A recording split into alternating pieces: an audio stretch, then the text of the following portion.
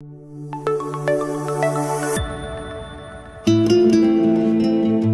year 1492, Spanish Inquisition. Tens of thousands of Jews fled from Spain. Many of them ended up on the shores of Morocco to the city of Fez. There in Fez, that was the capital of the Muslim religion. And the Jews there were determined to keep their Yahdut, their religion. There was a family there by the name of Hatuel. And in the mid-1800s, they had a daughter born. They called her in Spanish Sol. And this Sol was known as Solika. Solika was a wonderful girl. And one of the ambassadors saw her, and he said, this beauty should only belong to a king, to a sultan. The sultan came down and saw her, and the sultan decided that he wants to marry her. She absolutely unequivocally refused. They said, listen, if you don't do it, they're going to execute you in public. She says, fine with me. I'm not going to convert. I am not marrying a Gentile. It's never going to happen. The Beit Din of Fez got involved, and they told her, you're no better than Esther Malka. Queen Esther was taken by King Ahasuerus. As long as you're passive, it will be okay. She still refused. The king was so upset with her, he said, okay, tie her hair to a wagon with horses and drag her through the cobblestone streets till she dies. And they asked her if she has any requests before she died, and she said yes, pins. And she pinned her dress, her garment, close to her body, so no one, God forbid, should see any of her flesh when they are dragging her through the streets.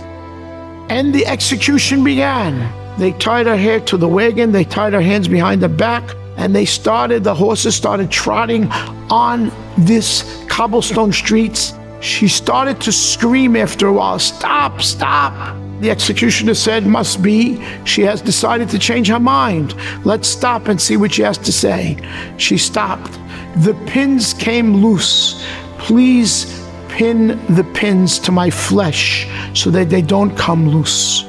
Again, they dragged her through the streets till Parha Nishmata, Haneshama left her with Shema Yisrael. She was buried in the Jewish cemetery of Fez. She is actually buried next to the Reef. It is a shrine. Jews from all over the world come there and they pray at this tzedeket's grave. Not only that, the Muslims pray there. Why do the Muslims pray there? Because there was once a pogrom and they destroyed the cemetery. And when they smashed her grave, they realized that her body was whole, and they realized that this was a very special soul. And even till today, the Muslims pray at her grave. When any Jew passes through Morocco, they go to the Tzedeket, Solika, Hatuel, and they pray at her grave. Why do I tell you this story? You have here a 17-year-old girl who was not only Moser Nefesh, but she gave up her life. She understood what it means for a man to look at her. She was ready to die for it, and not only to die for it, to be tortured while she was dying, to die al Kiddush Hashem. Don't you think we have to now understand how important it is not to look at things that we are not supposed to be looking at? What a great, great schar reward it is to be Vaima'en.